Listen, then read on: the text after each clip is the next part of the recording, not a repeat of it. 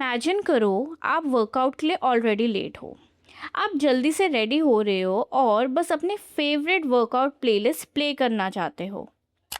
लेकिन आप जैसे ही ऐप ओपन करते हो, आपको एक लॉन्ग और कंफ्यूजिंग लॉगिन प्रोसेस फेस करना पड़ता है।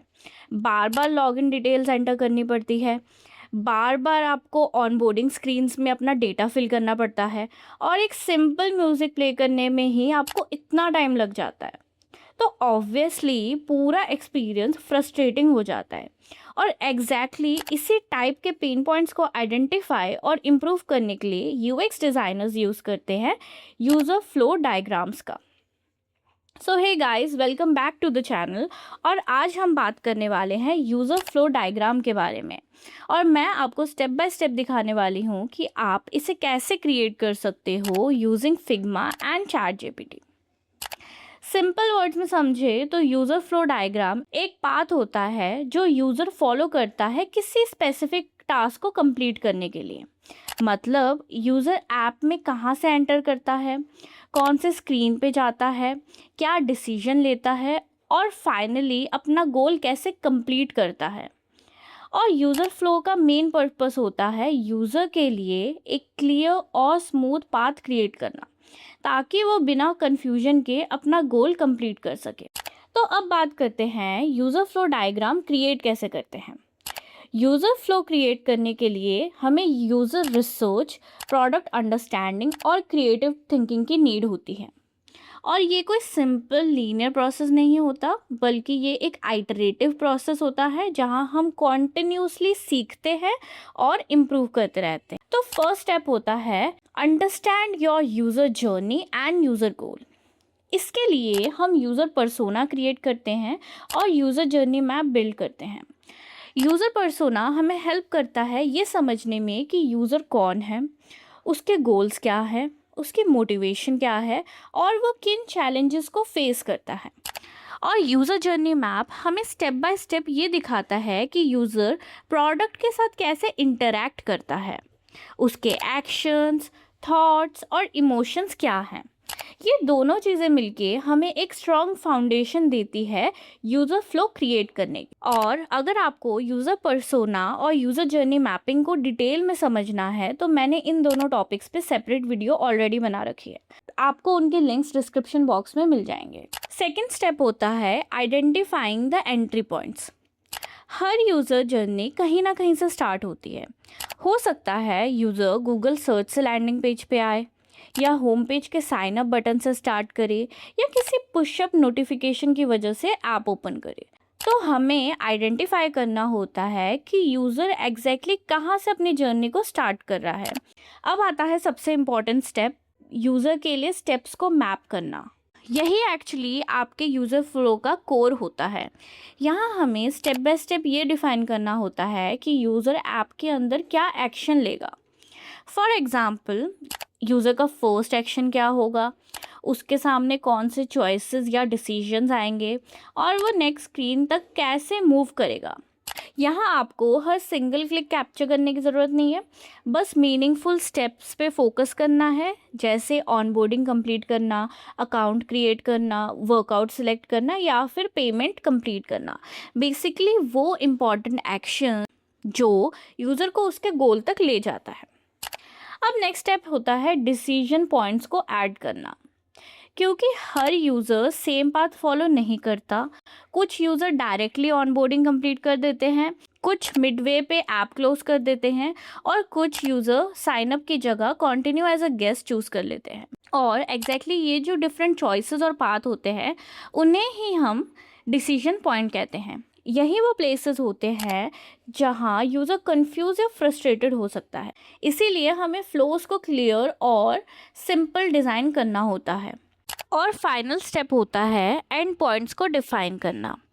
यानी हमें डिसाइड करना होता है कि यूज़र के लिए सक्सेसफुल आउटकम क्या होगा, क्योंकि एंड पॉइंट क्लियर होने से हमें एक बेटर और गोल ओरिएंटेड जर्नी डिज़ाइन करने में हेल्प मिलती है। फॉर एग्ज़ाम्पल, ऑनबोर्डिंग कंप्लीट होने के बाद डैशबोर्ड स्क्रीन पे पहुंचना, पेमेंट कंप्लीट होने के बाद कंफर्मेशन स्क्रीन दिखाना या वर्कआउट सक्सेसफुली स्टार्ट हो जाना।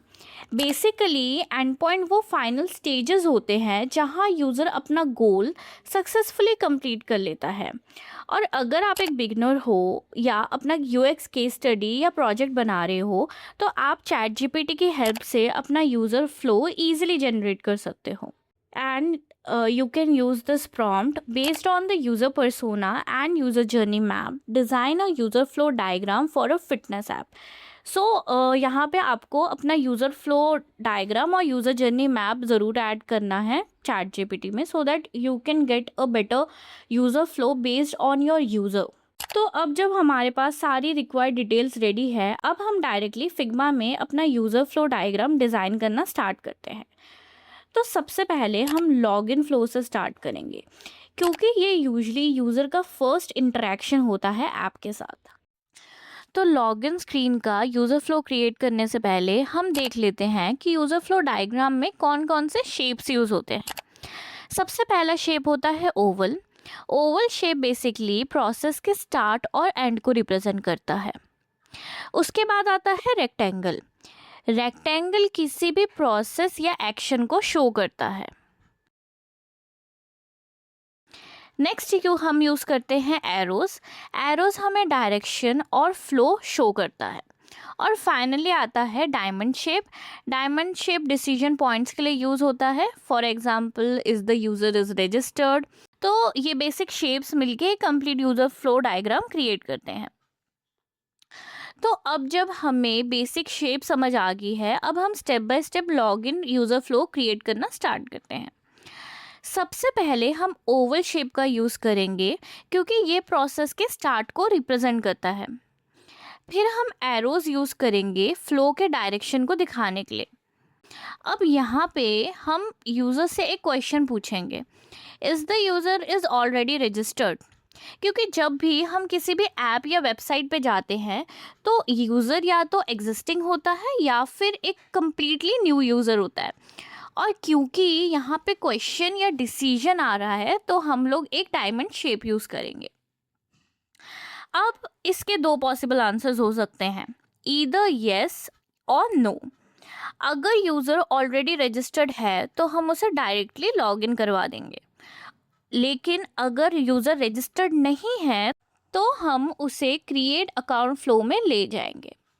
अब लॉगिन भी एक प्रोसेस है और क्रिएट अकाउंट भी एक प्रोसेस है, इसीलिए दोनों के लिए हम लोग रेक्टेंगल शेप यूज़ करेंगे। तो अब हम लोग स्टार्ट करते हैं सबसे पहले लॉगिन फ्लो से। तो जब भी कोई यूज़र लॉगिन करता है तो सबसे इम्पॉर्टेंट चीज़ होती है पासवर्ड वेरिफिकेशन। तो यहाँ पे हम एक और डिसीजन पॉइंट क्रिएट करेंगे, is the password is correct.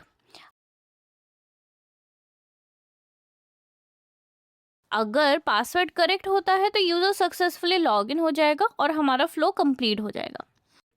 लेकिन अगर पासवर्ड इनकरेक्ट है तो हम यूजर को फॉरगॉट पासवर्ड का ऑप्शन दिखाएंगे। अब यहाँ पे दो पॉसिबिलिटीज़ है, या तो यूज़र को पासवर्ड याद आ जाता है या फिर यूज़र नया पासवर्ड क्रिएट करता है। अगर तो यूज़र को अपना पासवर्ड याद आ जाता है तो हम करेक्ट पासवर्ड वाले फ्लो में लेके जाएंगे एंड देन वहाँ से यूज़र अपना पासवर्ड इनपुट करेगा एंड देन सिंपली वो लॉगिन हो जाएगा एंड फ्लो कंप्लीट हो जाएगा। लेकिन अगर यूज़र को पासवर्ड याद नहीं आता तो हम उसे क्रिएट न्यू पासवर्ड के प्रोसेस में ले जाएंगे। अब जब हमारा न्यू पासवर्ड क्रिएट हो जाता है तो हम उसे रीडायरेक्ट कर देंगे वापस लॉगिन स्क्रीन पे। तो बेसिकली होता क्या है, आपने भी नोटिस किया होगा, जब भी आप एक न्यू पासवर्ड क्रिएट करते हो तो हमें वहाँ पे लॉगिन अगेन का ऑप्शन मिलता है। तो सेम प्रोसेस हम यहाँ भी फॉलो करेंगे। यूज़र अगेन पासवर्ड एंटर करेगा और सक्सेसफुली लॉगिन के बाद फ्लो कंप्लीट हो जाएगा। अब अगर यूज़र रजिस्टर्ड नहीं है तो हमें क्रिएट अकाउंट का फ्लो डिज़ाइन करना पड़ेगा। नॉर्मली जब भी हम किसी न्यू ऐप या वेबसाइट पे जाते हैं तो हमें मल्टीपल रजिस्ट्रेशन ऑप्शन मिलते हैं। For example registered with Google, registered with Apple या फिर नॉर्मल रजिस्ट्रेशन फॉर्म। तो हम यहाँ भी यूज़र को मल्टीपल रजिस्ट्रेशन ऑप्शंस देंगे so that they can registered with different you can means.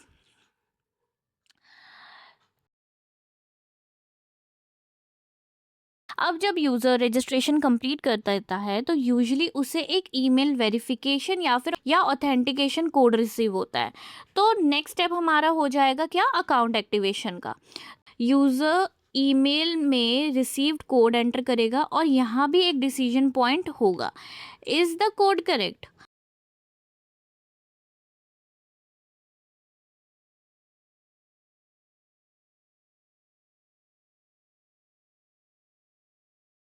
अगर कोड इनकरेक्ट है तो हम यूज़र को रीसेंड कोड ऑप्शन देंगे। देन अगेन वो वापस कहाँ जाएगा, ईमेल कॉन्फर्मेशन में, एंड देन वो फ्लो अगेन वहाँ से कंप्लीट होएगा। अगर कोड करेक्ट है तो हमारा अकाउंट सक्सेसफुली एक्टिवेट हो जाएगा और यूज़र ऐप में लॉगिन हो जाएगा।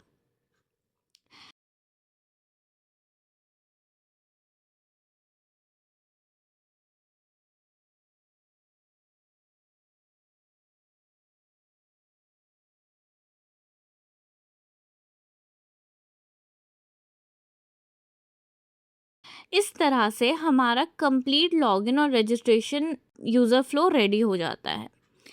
अगर आप इस कॉन्सेप्ट को प्रैक्टिकली करना चाहते हो तो आप किसी भी ऐप का यूज़र फ्लो क्रिएट कर सकते हो। For example e commerce app, educational app या फिर फूड डिलीवरी ऐप। आप बेसिकली कोई भी ऐप उठा लो एंड देन आप उनका लॉगिन प्रोसेस और रजिस्ट्रेशन प्रोसेस को गो थ्रू करो एंड उसका यूज़र फ्लो क्रिएट करो। तो this was all about user flow diagram. अगर आपको ये वीडियो हेल्पफुल लगा हो तो make sure to like and subscribe to the channel. I will C you in the next one. Bye.